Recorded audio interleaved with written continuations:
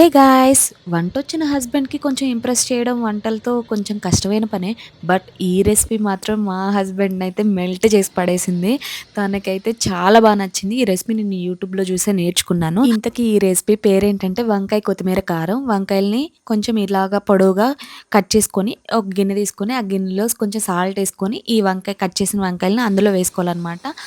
ఆ వంకాయలు కొంచెం కండ్రెక్కకుండా కొంచెం టెండర్‌గా ఉంటాయి. వంకాయ కొత్తిమీర కారంకి కావాల్సిన మెయిన్ ఇంగ్రీడియెంట్ వచ్చేసి కొత్తిమీర అనమాట. కొత్తిమీర కొంచెం ఎక్కువగానే కావాలి. సో, పచ్చిమిర్చి ఇందులో కారం ఎయమనమాట. సో, కారం బదులు పచ్చిమిర్చి ఎక్కువేస్తాను. ఒక 10-15 పచ్చిమిర్చి అయితే వేస్తున్నాను. నేను తీసుకున్న వంకాయ క్వాంటిటీ బట్టి మీరు వేసుకోండి. అండ్ ఈలోపే ఒక పాన్ పెట్టేసుకొని అందులో కొంచెం ఆయిల్ ఎక్కువగానే వేసుకోండి. ఏసుకొని ఆల్రెడీ కట్ చేసి పెట్టుకున్న వంకాయలనైతే ఫ్రై చేసుకోవాలనమాట. ఇందులోనే కొంచెం సాల్ట్ అయితే యాడ్ చేశాను. వంకాయ కర్రీ ఎప్పుడైనా ప్రిపేర్ చేసే ముందే కొంచెం సాల్ట్ ఏసుకుంటే నల్లగా రాకుండా ఉంటే కొంచెం తొందరగా కుక్ అవ్వడానికి హెల్ప్ అవుతుంది. అండ్ కొత్తిమీర కారం అయితే ప్రిపేర్ చేసుకుందాం. అందులో కట్ చేసుకున్న కొత్తిమీర, అందులోనే పచ్చిమిర్చి కొంచెం విరిపేసుకోండి. లేకపోతే గ్రైండ్ అవ్వదు.